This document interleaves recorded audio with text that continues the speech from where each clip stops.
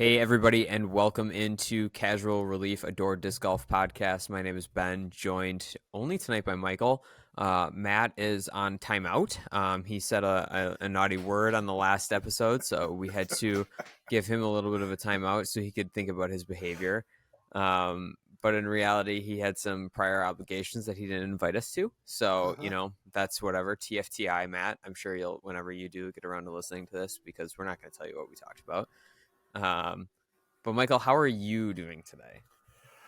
I'm good. It was a long week at work, but it feels good to get to sit down on a Friday night and just shoot the, for lack of a better word, Shoot the breeze. shoot the breeze. Let it all hang out. Have a good time. Well, I always enjoy talking disc golf with you guys. So, a long week of work for me as well. But ready to relax. When we were recording this, we're just over a week away from Clash of the Creek. So, my next week's gonna ramp up just as crazy as well.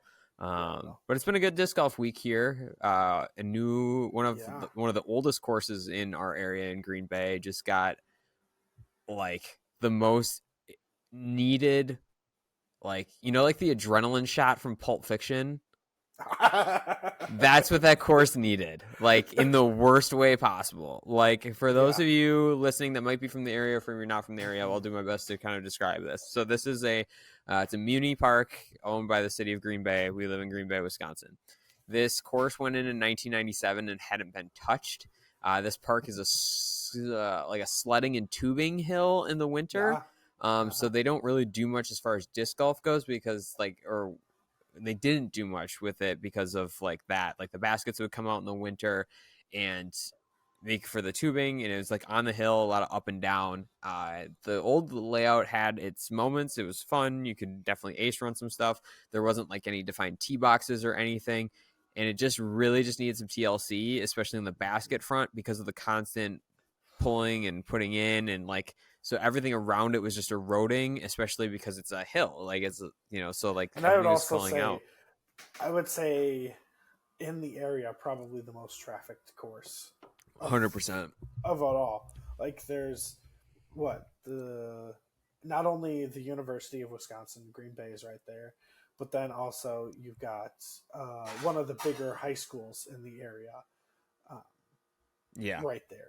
So it gets a lot of traffic. It's also the only full 18 true course on the east side of town too. So but the village, or not the village, but the city approached myself and a couple of other people, just kind of letting us know what was going on. I had prior obligations and just other stuff going on, and I lended help wherever I can. But really just props to the city, because they came in and put together their own design and layout, and then it was just refined by some members of the club, and it's just really just well done. It was that adrenaline kind of boost, and it's gotten really good feedback, and it's just kind of like one of those breaths of fresh air that you just never really knew the community needed. But it's a lot. I mean, I went out there and did the UDisc map for it today, and it's I haven't played it yet, but there was a ton of people out there. It looks, just the layout's a ton of fun. It was just a ton of fun to walk. So there's still some of those classic kind of holes that are still kind of there that people know and love, but then really utilizing a lot of the property. So good time. So definitely on the list for anybody coming to the Green Bay area to hit up, because you can probably play that one in, I would say, probably about 90 minutes and have a good time. We love it. It used to be a 45-minute course. Like, if you were really whipping through it, it's a workout, but you could get through it in 45 minutes. So. Oh yeah, absolutely. Because none of the holes are. I don't think anything out there even currently is still really over 350. 350 might be the longest.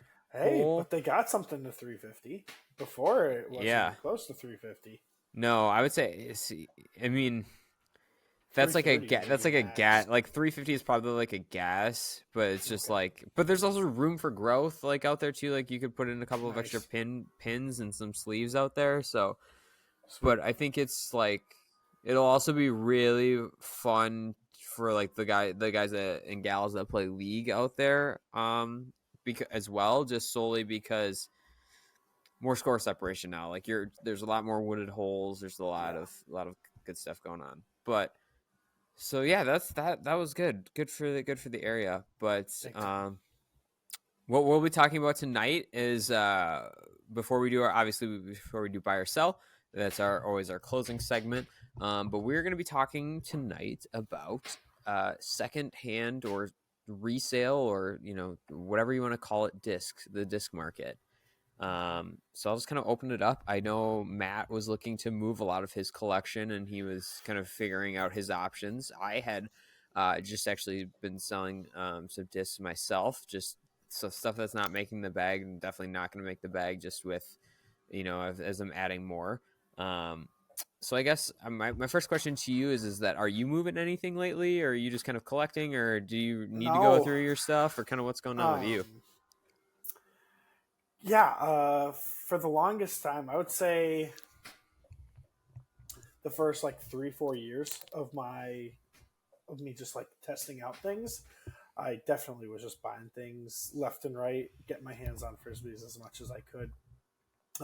And this was prior to 2020, so um, the disc market was still kind of just like pretty rich, and everyone was um, moving things left and right, and the choices were all there, and none of really like the price hike up was there.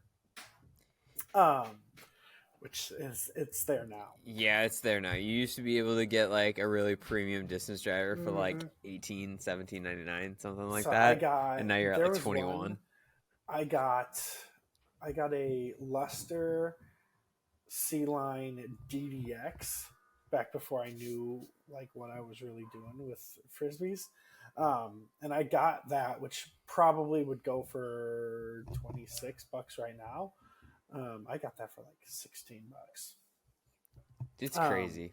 it's wild. Um, so I was purchasing things left and right. But I would say for the last since 2020, um, I haven't really purchased like a disc that I was like, oh, maybe I'll try this out. No, everything that I've gotten like is a solid in my bag, and I'm not looking to move on from it. Are you just at this point just adding either backups of things Yeah, or like special runs? Is that kind of where you're at? backups and special runs. Yeah, maybe. Yeah, sometimes I'll like hop on and get the Sex and Firebird collection, but I haven't kept up with that since like I think probably 2020 was the last run I got of the Sex and Firebirds, and that's probably like really the most collectible disc that you Are can they get. though? Like the thing is I that like think recently, no. yeah, like the thing is that like they were so hot. Yeah, Like I remember having a conversation with Bobby Brown from Clash yeah, in Vegas, because like the line was just out the door for the Vegas ones. No, oh yeah. The Vegas Firebirds Vegas, are a yeah, different. super exclusive. They're a different breed. The prices come Uh down huh. on them though, because they've Oh even yeah. ramped up the number that they've had. But that goes to the point of, I was talking to Bobby about this, is that they're still collectible, and Uh-huh. like people like them But because, there's and just they so get them many out because there.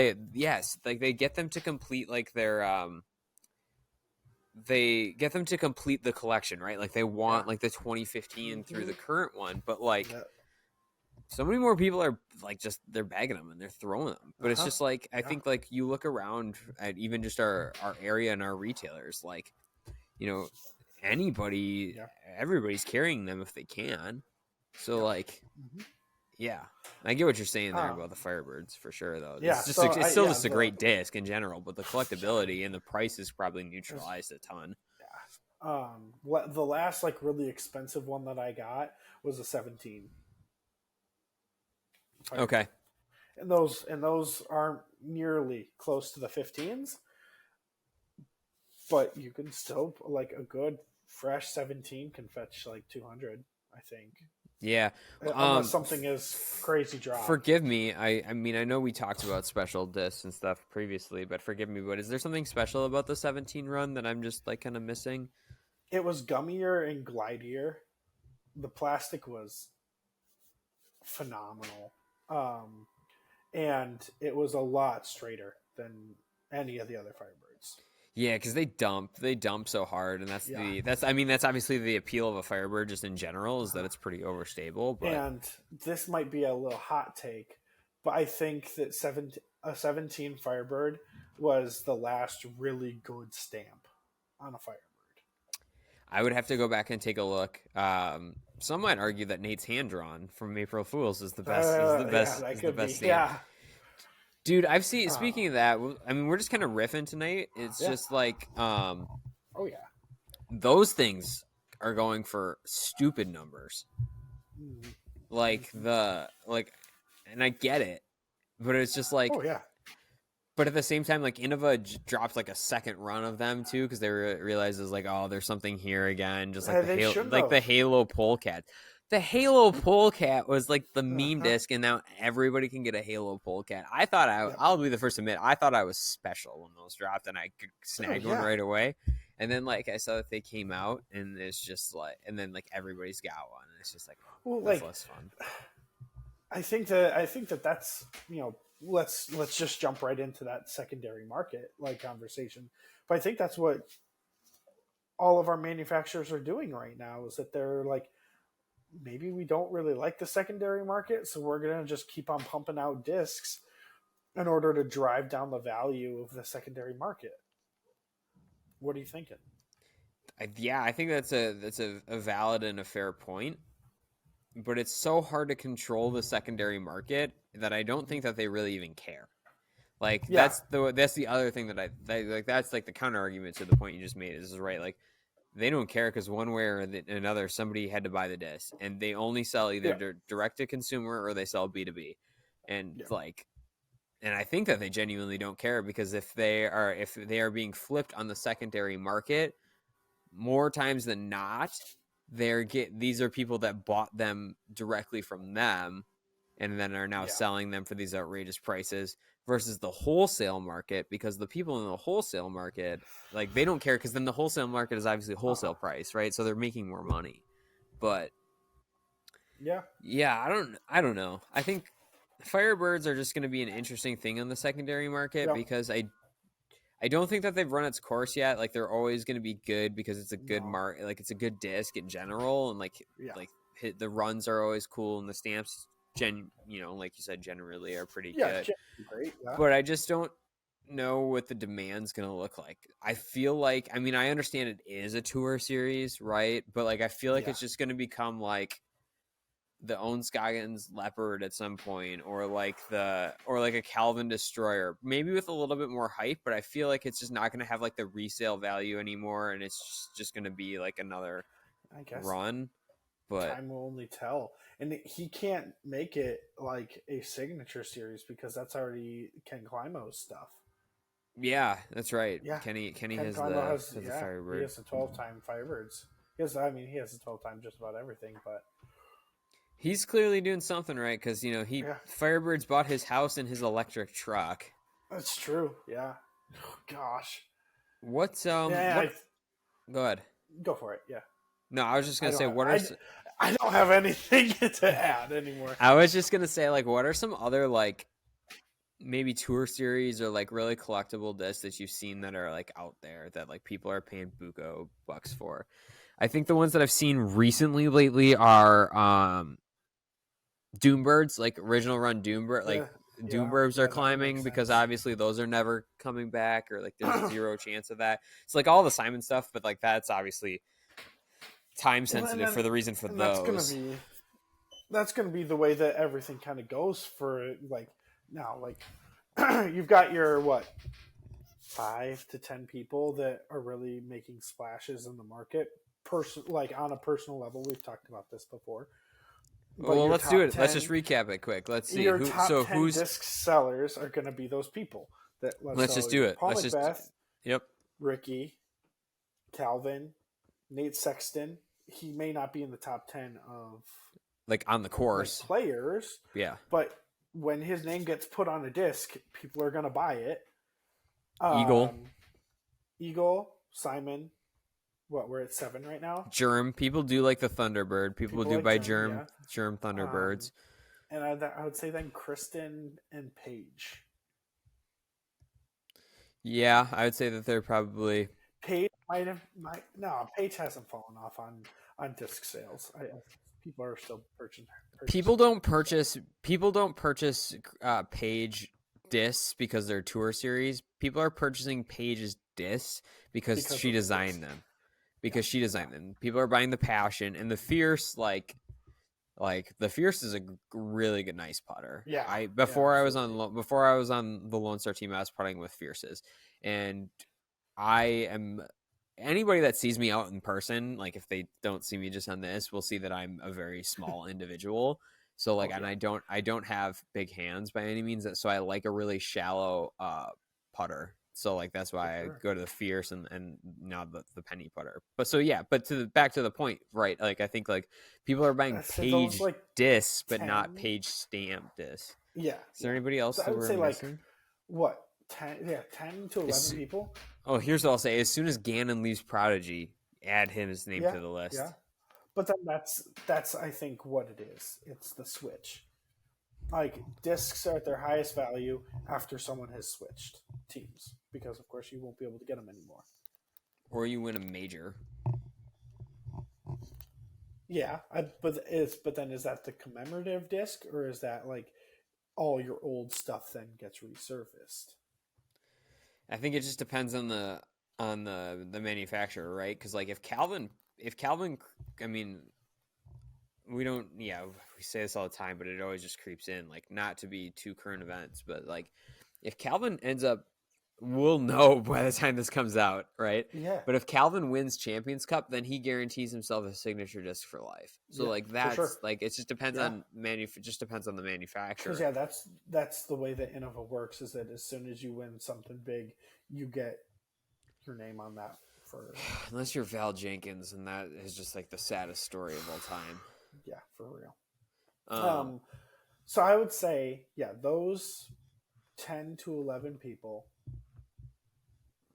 and I don't think Katrina moves as much as it's just we think. Katrina's been on two teams that no one that I know throw. Like I Yeah, knew people yeah, that threw the blowfly because they could taco it and throw it, yeah, and PDGA yeah. rules say you can't do that anymore because you can't deform the shape of the disc Purposely, anymore to throw it. So because that was what the isn't that special caveat for like blowfly you can't and you elevation can't disc.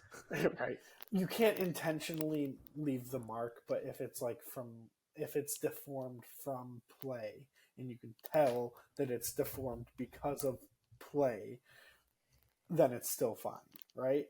You just can't active basically the way that I've interpreted the rules is that it's Yeah, literally just the blowfly rule is that you can't like grab it. You can't misshape the disc and then throw it. Like if it gets yeah. misshaped and you reshape it back out, like then I'd have to look up the rules and I Well, yeah, regardless, we that's just don't kind of have the time for rule. that. But Yeah, either way, back well, I'll steal this boat back on track. Um uh-huh.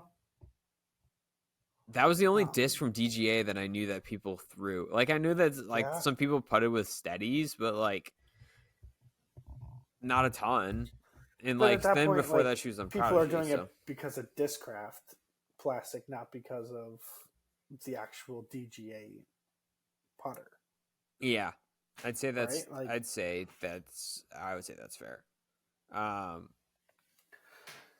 I don't yeah, know. It's just weird. Like DGA should have just stuck to baskets a long time ago. That's a hot take for me, but it's just like their baskets are the best baskets on the market, and their yeah, discs are truth, great quality, but like no one buys them because they don't do any cool stamps, and it's just like meh.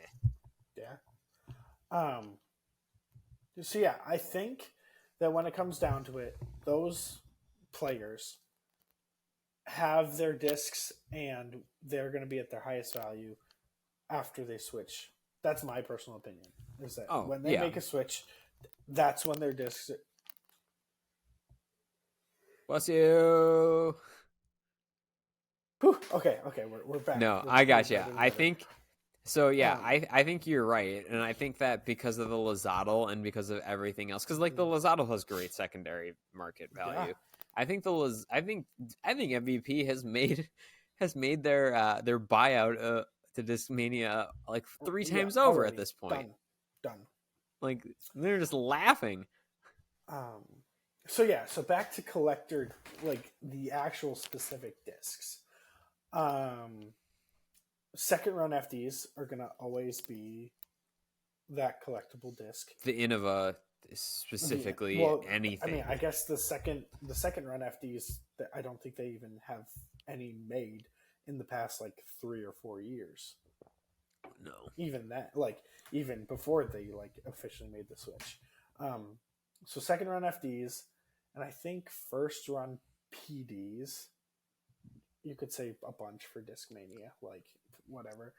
Well, that's because they just this is their own problem. They want to Uh-huh. know. You want to know why all the Discmania stuff from Innova is like worth a butt ton is because they were just like, we're just not making this for a while. We'll come back Yeah. at some point, but you guys got to settle for the stuff made by eQuinn for a Yeah. bit.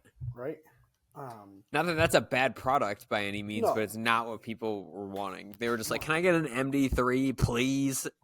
Right. And Discmania was like, "You have MD3s at home." Yeah.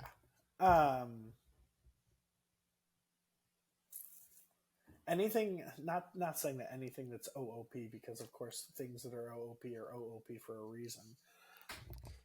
People like very specific runs of harps, like that Yeah. Ricky first title run harp, like that Like what those era. were those BT hards I'm that not he was throwing entirely a lot. sure. I just am.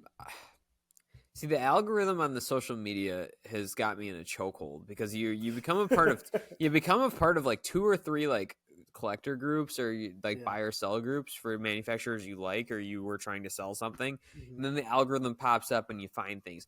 And I've seen so many things that are on Trilogy stuff that people are like, I'm looking for 2012 or 2014 run harps, and I'm like, Wow. wasn't it all made in like the same factory anyway? Like, is there really that much of a difference? But like, I guess when you think about it, I like guess in terms of 2012 like, maybe. I Yeah. get, I Different. guess like if you like when you think about it, like what was going on with DD, like they were first trying to get into the market, and it was just Latitude at that time, right? Like it Yeah. wasn't Mm-hmm. House of Disc, it wasn't like No. any of the Like other brands.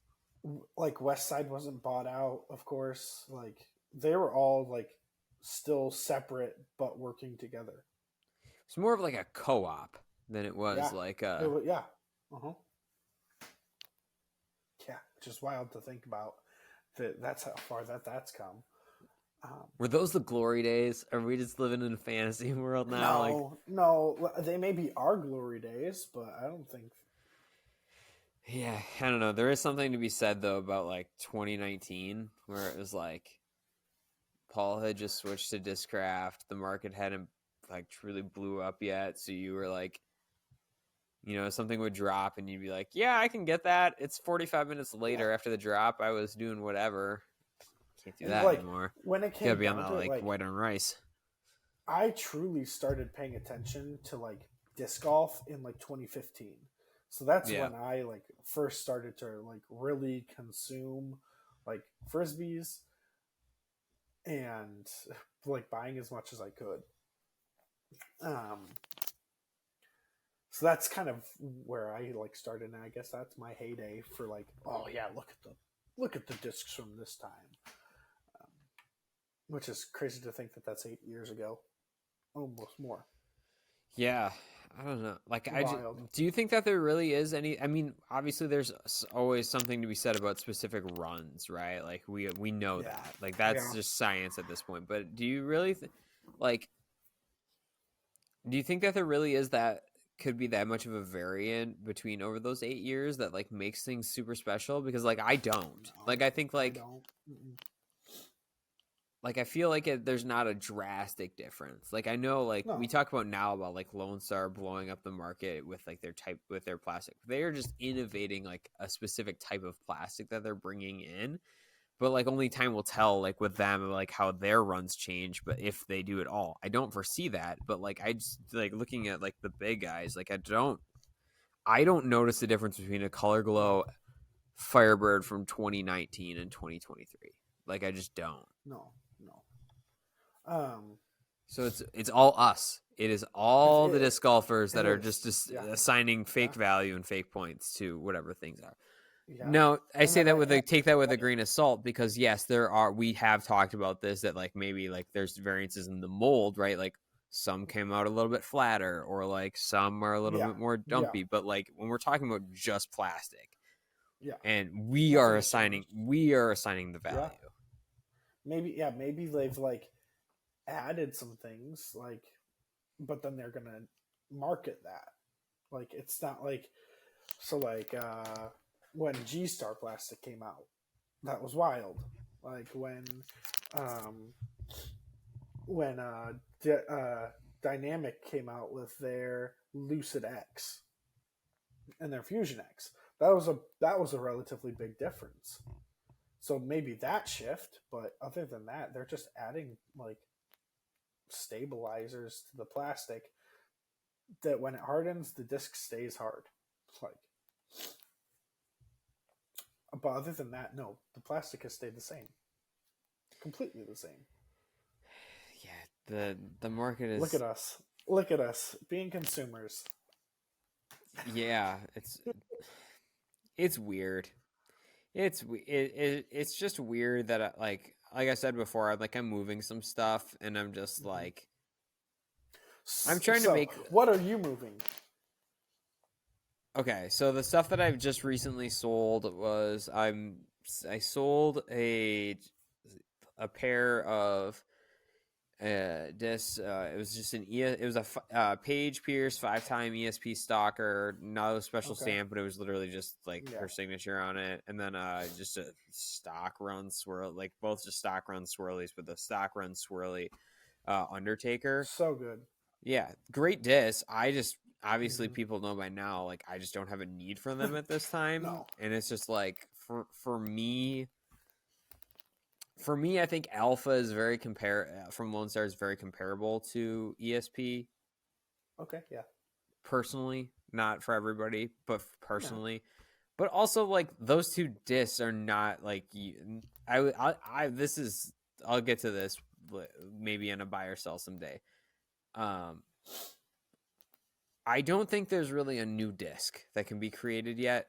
So like there's an Undertaker from somebody else, there's a Stalker from somebody else. Like I'm always going to be able to find something that feels Yeah. good that does those Mm-hmm. things. So I flipped those to a member of a local group just because why not? Nice. Yeah. People are looking for things that are very utility, and those are both very utility, and Yeah. I can get a couple of extra bucks, and Whatever. Yeah. yeah, and Big time. buy some stuff. Like today, I bought a hooligan cash. Yeah, here's my shameless plug. Next week Friday on the Night Owls podcast, you'll be able to hear my interview Ooh. with Garrett from Hooligan and Disc Barn. But then I also have a Clash. I had a Clash anniversary box that I picked up Ooh. over Nice. the last year. Just stuff that wasn't making the bag, not because it's not a great disc. It's just I just didn't have the use for. So I sold a gentleman the special edition Mint, which is Ooh. like Okay. their putt. It's like their zone. It's an overstable approach. Yeah. Um, Great disc. Just I just didn't throw it, so I was just like, Yeah. let's get this in the hands of somebody else. So I sold it to him for.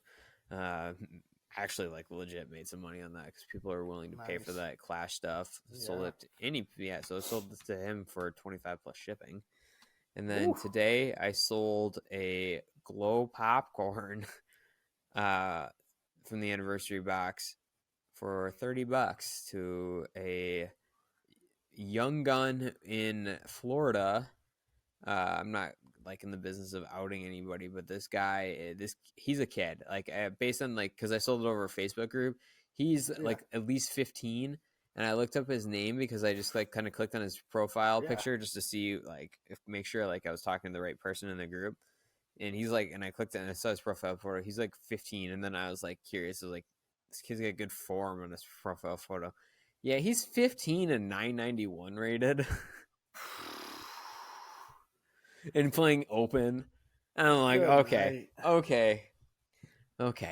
I just sold a disc to a kid that's gonna go win worlds someday. So Yeah. maybe I'll hang that in my cap.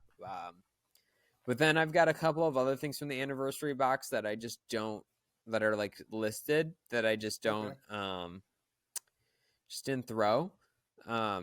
Still a great disc, just not like one. I don't have the arm speed to throw a pepper. Like, it's so beefy. Yeah, those are. And then the other one that I have is a first run mango. So Okay. I've got those listed, but if I don't get them if they're not sold by Clash of the Creek, I'm probably just gonna raffle them off, because Clash of the Creek's presented by Clash Disc, so figured get somebody else some extra Clash love, get something going for them. Yeah, and talk about a brand that hasn't been up here like at all, really, when it comes down to it. No, I'm excited to see that. Have you bought anything recently that you're excited about, or?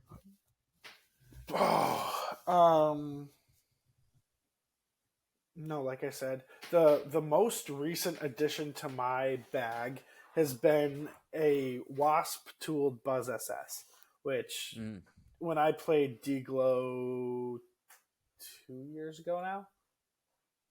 Yeah, it was 2021. I played D-Glow in 2021. Not a big deal. Right. I didn't play well. I took top 50, but I mean, was that your first time ever playing Toboggan? No, I didn't play. We didn't play Toboggan. Oh, you didn't play Toboggan. Okay. No, that was reserved for MPO and FPO. Bummer. We played the other two Kensington Metro Park courses, and then we also played the Hudson Mills Monster that was out there. So I got that in the players pack, and at the moment I was like, whatever, I'm just gonna toss this to the side. It's a cool tournament stamp that I'll just keep for fun, just a nice memory. And then I actually took a look at it because I was like, Wasp's Tool Buzz SS, like, what does that mean? And it's the bottom of the Wasp and then the top of the Buzz SS. And what that means is you have an incredibly straight disc with the stability of the Wasp, but the glide of the Buzz SS. And I was like, well, I got to give this a try. And so that's been the most recent one. And so that's one then I traded a couple discs to my friend group that had it. So I have a backup of that now. And the only place that you can get it now is Ledgestone. But other than that, that's a great segue. Is the hype there around Ledgestone discs? Like, I know that they have like runs of stuff that are cool, but like, I don't see people flipping them for anything. They're cool. People buy them, of course, right? They support some players. Yeah. Like, they support a lot of players. I mean, they support a couple local players to us, actually. Peter Green, they support him, so that's wonderful. But they just have so many. Like, they have the different waves. Yeah, I think they get like 4 waves a year or something like that. 3 waves a year, maybe. I'm not sure. It's like 3 or 4, and then there's then you got to also break that down where there's like 12 discs in each wave. Yeah. And so I think it's not that it's flooded, but I just think that there's a little bit too much there, like, to pick from. Nobody has that deep of pockets. No, there are some, but yes, not us. Of course, there's exceptions. There's exceptions to every rule, right? But like, no normal person has that deep of pockets to buy all one this of every wave, from every wave. Like, no. And while it would be fun to, it's just not realistic. No. And you're never gonna throw all of them. And try all of them. Yeah. Good night. So yeah, I think that it's just a little bit too much. Like, not flooded, but you're not trying all of them, so why buy them? No. But bought some 6-claw Onyx. I throw those a lot, but there's no difference in flight from those to their stock, so that's. Have claws run their course? Thing. That's a question. Have claws run its course of being cool? Like, people are gonna buy it because it's Macbeth, but like, at this point, like, they released so many discs with the 6 claws. Like, is it special anymore? Because they didn't. The disc itself not special. right? No, Like no, that's none of them yeah, special. Um, yeah, there's nothing different about a six claw whatever to a stock run of a Luna, or you know. Um, yeah, I don't think. I I don't know. think that if you got like one of the like really like rare stamp plastic color combos, then you have something. But then that's like Yeah, that's going to be so few and far between, and that's just going to be rare because of the rarity, not because of the actual disc itself. fair. Um, Have but you other ever than that, like, no. have you ever snagged anything like off of a Facebook group or anything? Uh, Not in a long time. I But try. That Luster DDX that I got Yeah, in like 2018, yeah, I got that off of a Facebook group. Facebook groups can be really cool, or like the dollar disc golf auctions, or just kind of auction pages can be cool. But like, you get some real scummy people on there, of course. Like that's just the Yeah, nature of it. But like, I try and be one of the good guys in there to hopefully get some karma. I right. ship everything out in either a bubble mailer that I put more bubble wrap into, Okay, or a box with bubble wrap. So I try and be nice, dude. like I don't try and be like a cheapo. Like there are people that just No, like put this in manila envelopes and are just like, here you go. Or yeah, like and no thanks. some people are anti bubble mailer. I am not anti bubble mailer as long as like you beef it up or like it's a good Yeah, bubble mailer. But and I've seen like the bubble mailers with the like not a full cardboard box, but like a cardboard like yeah, slab to kind of give the mailer a little bit more stability. I've seen yeah, that. I mean, honestly, I I this is kind of my hot topic. It's I don't like buying plastic that I don't feel. Like if I can't feel the specific plastic, I don't want to buy it really. I can I can honestly say I've never bought anything off of a Facebook group. I've only ever sold. I sold my Okay. I sold my LVC Toro to a Okay. guy, and Yeah. I've sold two discs. No, I've sold discs into Oklahoma, Alabama, and Florida. Uh, and then I also sold my LVC Volunteer Blueberry Firebird, Ooh. but I sold that to a dude uh, on the Facebook group, and then he goes, "Oh, are you still here?" Like referring to being in Vegas. I was like, "Yeah." And he goes, Yeah. "Oh, I'll just meet you at the tent and give you cash. The government doesn't need to know about this." Verbatim, verbatim. I love that. But yeah, I've never bought anything off of a Facebook group. Other No. than what I will say though is that I think it half counts. Is that I have bought something off of like our local page and met up with a guy right in Okay. Yeah. town. So like I Yeah. haven't, Half counts. Yeah.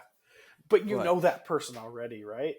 like I didn't You knew know that them. But person, like or what? I didn't like I haven't like I wasn't like disc golf buddies with them. Like I knew who they Okay. were. Like I trusted them. Like and I saw pictures of it and I'm like, Yeah. but like that also is like, oh, I know what this plastic feels like, and I know what this is. Yeah. Like I'm not going in completely cold of just like I've never felt this before. I have no idea what this is. I'm not. I'm just gonna buy it, right? Like I did some research. Like I had some sense of Yeah. what I was buying, but But yeah, that's just me. I if I don't feel it, I don't really want to buy it. So yeah, not that I've been burned in the past, but I just like to know exactly what I'm feeling and what I want. So I know.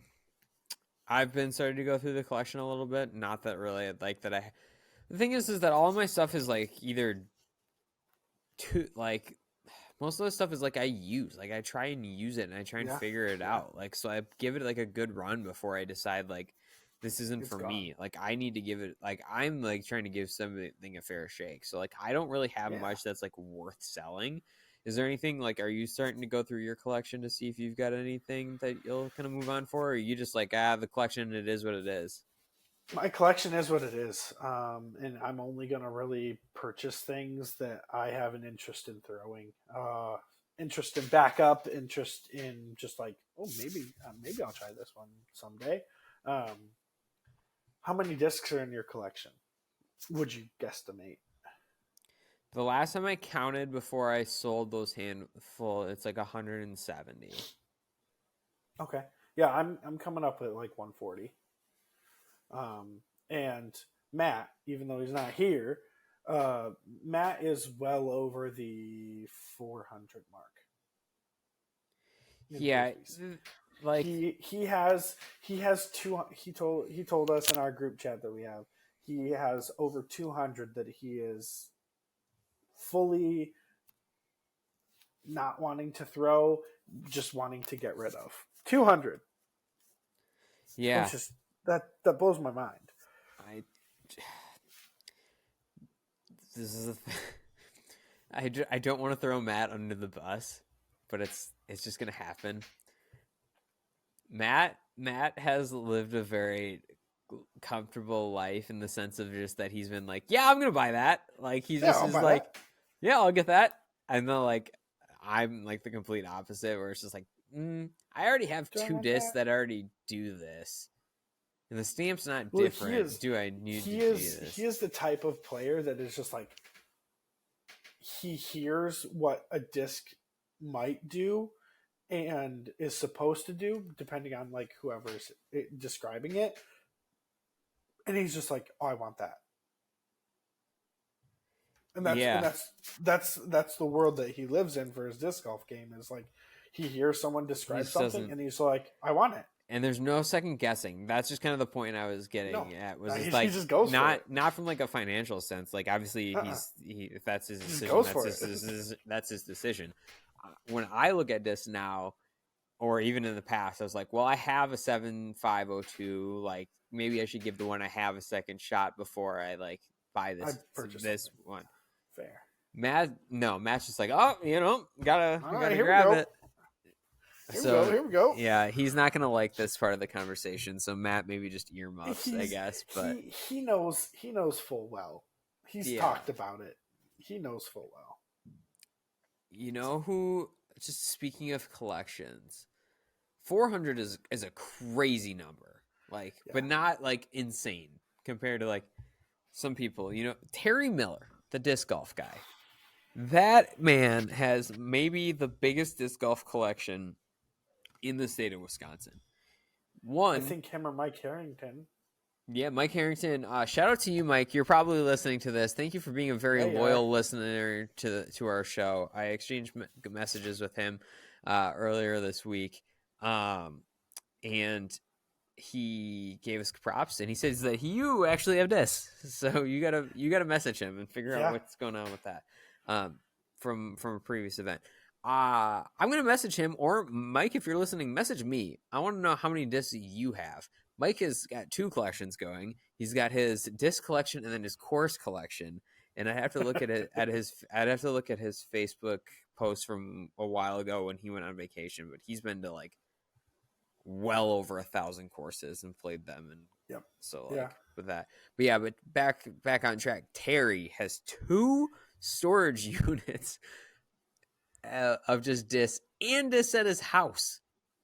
And part of the problem is that he's a retailer too, but he's like doesn't have a storefront, and his website gets updated semi-frequently because of just like the nature of his career and disc golf, and then he's on the road all the time.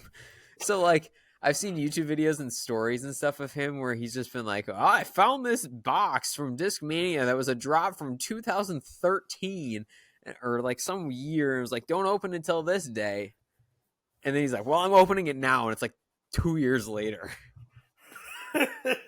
But I will say, do you take a guess? He collects one disc in particular that he's on the hunt for, that I saw him in Vegas and had a conversation. Well, Shane and I had a conversation with him that he was carrying 3 of them. And he has a very specific thing that he collects because he said, I'm on the hunt for this. And then it's the only thing I collect. And then Shane just looks at him and goes, really, Terry?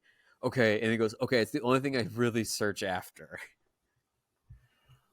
What would it is? It like I'm just Just take a not like guess. giving it away. Not that you think you'll be. Is it like a variation of a popular disc, or is it just like an off the wall disc that you're just like, It's what? not an off the wall disc. It's a specific run.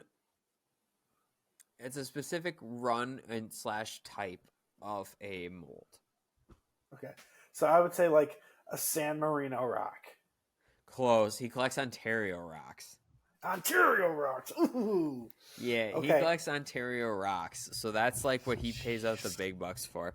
And like, so LVC is an Innova event. Obviously, Yeah. we know that. So like, there are rules of like what you can vend and what you can't vend. But like, man, there's some people that are like that have vendor shops there that are specifically just selling Innova like discs of $100 Collectors. plus. Yeah, I went and looked at some stuff and I was like, I shouldn't even be touching this right now. They have like a like I saw like a disc in there that was like $500 that was just like it was like a very very early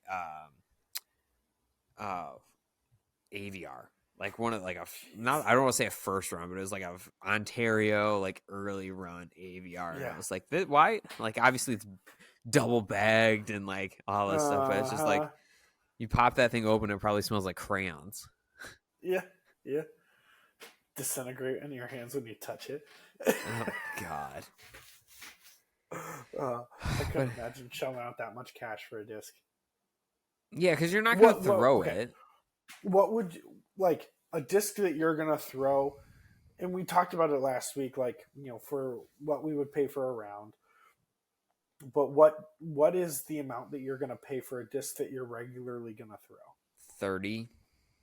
30? Okay. But it's got to be like legit. Like it's got to check all the boxes. Got to be cool stamp, swirly, good plastic, and like a thing that I throw. Like like that. It's got to check all four for me to pay 30. Okay. What about you? For me, it's 50. I paid 50 a pop for Philobatros destroyers because they're that 168 swirly star, and they're my max distance destroyers. I love them; they just go forever. I would say that's because I say the difference in our price range is probably because you throw more discs that have more variant runs of them, and for me, just the nature of my bag at this current moment, because of the things previously discussed all the time, there are no difference in runs right now. Where my difference in runs will be destroyers and then FDs. Yeah. Everything else I throw in between there and below is going to be, like I put in a stock one and it's good to go. Pull in a new one, fresh, whatever it may be, it's good to go. What was the first disc that you really ever noticed differences in runs? Like just quick hit right off the top of your brain.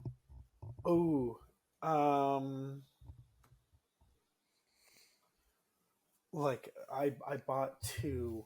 Like I'm just trying to think of like I had two of them and they flew differently. Oh man, I don't know actually. It was I don't know because I didn't even start layering discs until like I was like relatively serious. So it was probably the Destroyer, because it is either Destroyer or FD, because I was like, okay, this one is my overstable one, and then this is my understable one.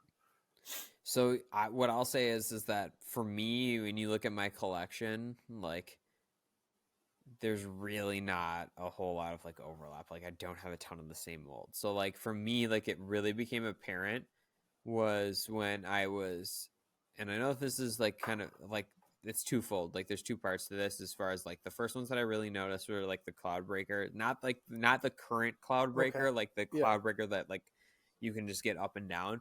but I noticed a Yeah. big difference between the Cloudbreaker 2 and the Cloudbreaker 3. Okay. Yeah.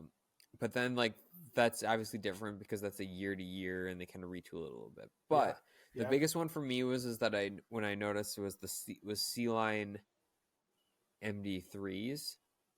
Oh. Now, Yeah. obviously, we know that those are different manufacturers, but Yeah. that was like the first one that was blatantly apparent to me of Yeah. just like Yeah. in your face how different they were, and this is not a hot take, but like I guess everybody would say like I prefer the Innova, the one that has Rancho Cucamonga Uh-huh. on the stamp on the Uh-huh. bottom or embossed, Uh-huh. I should say. Um, yeah, and I guess now that you're mentioning it brings me back to what I got. I got a Steve Brinster Splatter Star Destroyer, thing's flat top as ever. And I just had like a Paul Macbeth 4-time like destroyer, star, both star. And while the 4 times were like relatively, they're overstable, that Steve Brinster like Splatter Star Destroyer went from like, if I were to throw it flat, and like even still now I throw it flat, it's straight down. It just actively wants to get to the ground. I am looking right now on the PDGA approved disc just to see if they've ever had to resubmit destroyers because I guess, yeah. my No, question they shouldn't have to, because the only thing that would change, like nothing changes with it. Like it's all just the way that like parting lines come together or yeah anything like they've that. Like only the ever millimeters are still the same. the only reason Like, why I bring that up is because of the Supreme run. And like oh you yeah, think about that, like what is Supreme's just being in my brain, my dumb brain. Supreme this are being marketed to my dumb brain as just as a different plastic. yeah, me But too. obviously, but it's being retooled and they're having it. It's coming for resubmission. It's so wild to me that the destroyer has been submitted for approval once, and it was approved on June 26th, 2007. Jeez. And realistically, there are like 7 different types of destroyers that like could have been approved with all different flight numbers and different types of things. Because like think about the I would say more. Halo ones are pop toppy. You've got your Well, Brinster not one is even that. flat. You've got the Halo ones that came out before they Yeah, were why is Kelvin's the so you click the disc, real and they were quick. flat. Real quick, you click the photo on the approved disc for the destroyer from Innova Champion Disc, and it says 2007 approval. Then you click the photos, and it's the Halo destroyer as the photos. What's going on? Like you look at other. This is the first iteration of the destroyer. Apparently the Halo in 2007 was the first iteration. Because it's funny, like you look back through and like you find something that's like was approved in like 2007, and it looks like that is it. But apparently, there we go. If you got a Halo destroyer out there, according to the PDGA site, it is a first run destroyer. That's good. Oh man. Oh, PDGA, update your things, please. I do want to interview Jeff Homburg. That's like he's my bucket list interview. He's the guy that approves everything. But what a fun job too. What a fun job. He approves discs and targets. Yeah. I want to go to his house, talk about disc collection. Yeah, right? Oh gosh. I know he's working on something, or like I shouldn't say I know for a fact, but I heard that he was working on something as far as like, so if like once the Disc Golf Hall of Fame moves, that'd be like a museum where like it was just like in filing, like big file racks where like he had everything, and like you could put on like gloves and go like touch stuff. It'd be a dream. I'd spend 8 hours in there just like looking at things. Yeah. Because he keeps literally everything. You wouldn't be able to pull me out of that place. No, you'd have to go through TSA security leaving to make sure that you didn't steal anything. Real. Real. Oh gosh. That's insane. That's insane. Well, we're approaching the hour mark, so we Yeah, can wrap it yeah, we up. are. Buy or sell? What do you got for me tonight? I don't have much, but as it was, this isn't disc golf related at all. That's fine. Buy or sell Starburst jelly beans as the best form of jelly bean. Buy. I agree. I love Starburst jelly Yeah, beans. those are. I look forward to them every single year. Now, do I think they're the Right? best jelly bean? No. But do I think Okay. they? But I like. I think like flavor wise, I think that they're like. So you buy or sell, like you said, buy or sell, they are the best jelly bean. Yeah. Because now I'm contradicting myself. This is hard because I really like Jelly Belly, but like I Okay. don't. Yeah. It's Well, hard. Jelly Belly is like really the only competition that Starburst jelly beans have. Well, yeah, because anybody that likes black jelly beans and black licorice, Gosh, get out of here. straight to jail. You should go straight to jail. Gone. Please go. Man, And I'm my still gonna buy it. qualification for that, yeah, my qualification for that is like they're jelly beans that I could get at any time, and I don't really care about those.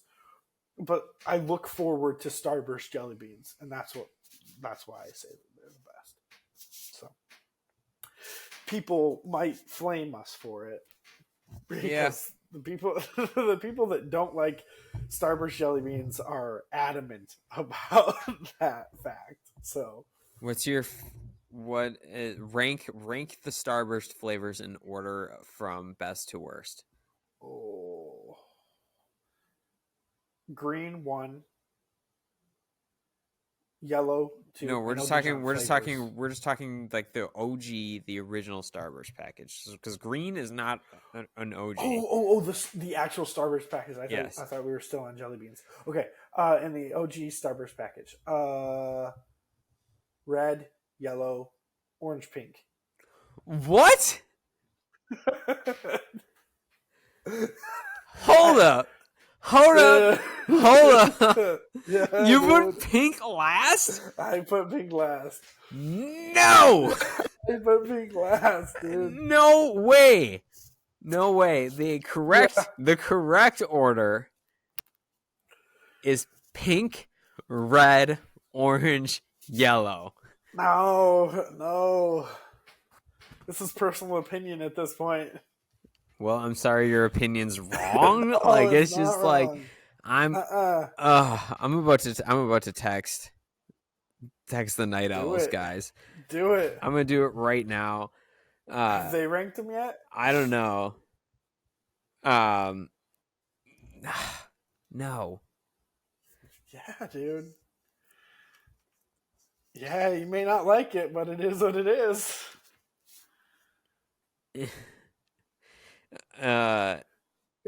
Man. And we'll see what they say. I just said, please order the Starburst flavors in order from best to worst, and we'll see what these guys have to say. Yeah. Man. So for my buy or sell, aces are good shots.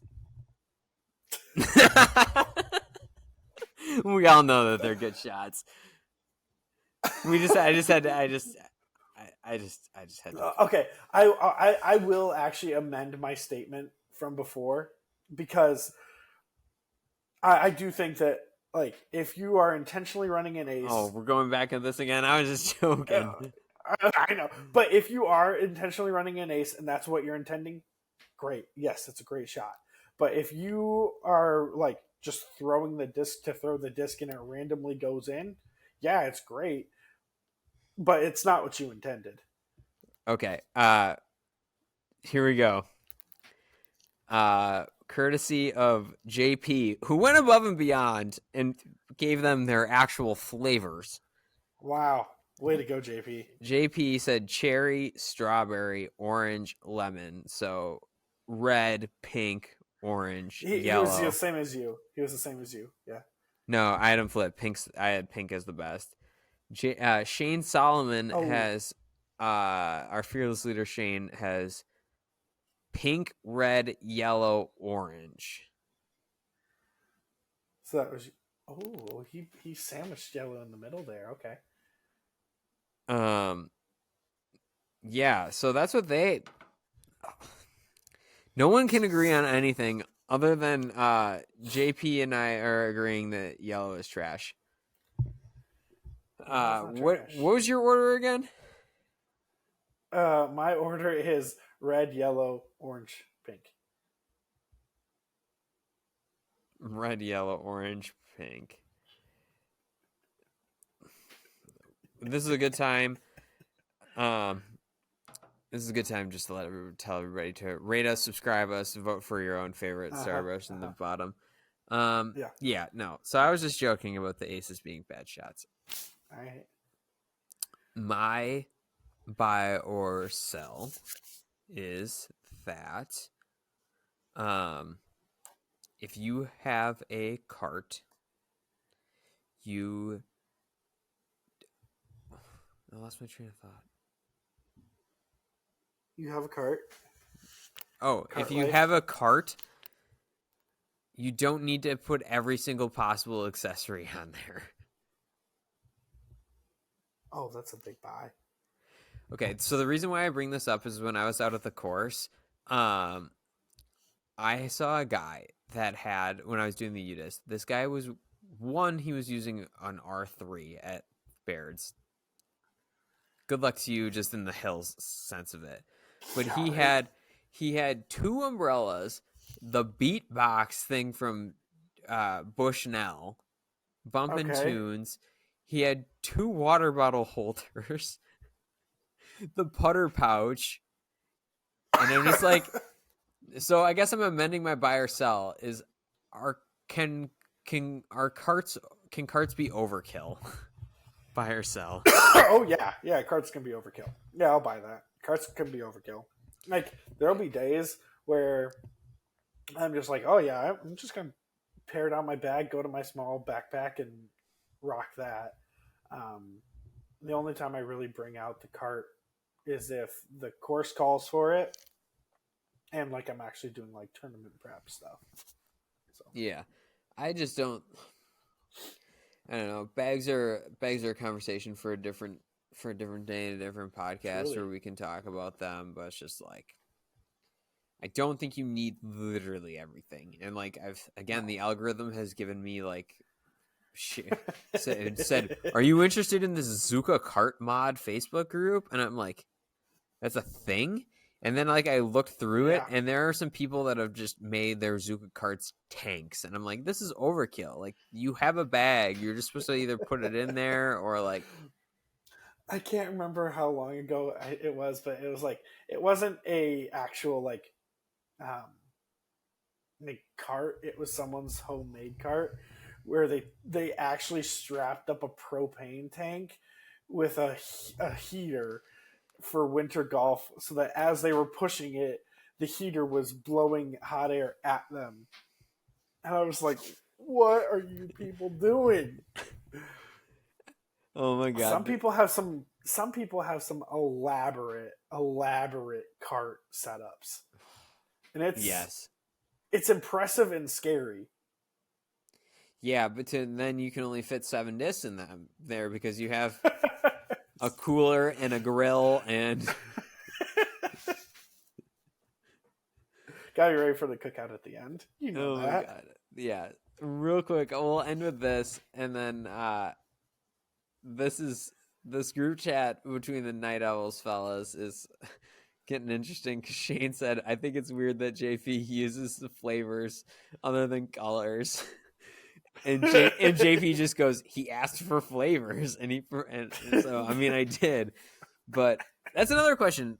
Do you just say colors? Like I feel like it's like Gatorade. Like I only say It's like I yeah, work for the company that sells Gatorade, and I only use the colors. yeah. I only use the colors really for Gatorade. I saw one meme on Facebook that said if you use the actual true flavors, the true flavors of a Gatorade, you're a cop. And so The only thing that okay, officer. So the only one that you're allowed to get away with using the flavor is because there's two blues. Yeah, Arctic freeze. Yeah. Glacier freeze. Oh yeah, Arctic. But even then, people say light blue and dark blue. Hey, get me a light blue Gatorade, please. Done. Dunzo. All right. Well, wild. Thanks for joining us on Casual Relief. We will be back in a couple of weeks. We will be on moving to our own channel, so we will not be a part of. We'll be a part of Night Owls and the Door Disc Golf Media podcast conglomerate. Yeah, I don't know what we're calling it yet, but we will still be a part of the group of media that is Door Disc Golf. We will just be on our own separate feed, so we're not bombarding the people with so much content during the week. So we will be moving to our new home under Casual Relief with all that good stuff. So you'll have to search for Casual Relief in a few weeks. Thank you for listening to us. We really appreciate it. Make sure you drop a like and rate us, subscribe, do all that good stuff. So be on the lookout for the Hooligan interview coming up and just all that good stuff. So thank you for listening, Michael. There's no spoilers in live sports. There's no spoilers in live sports. Take it easy. We'll catch you on the next one.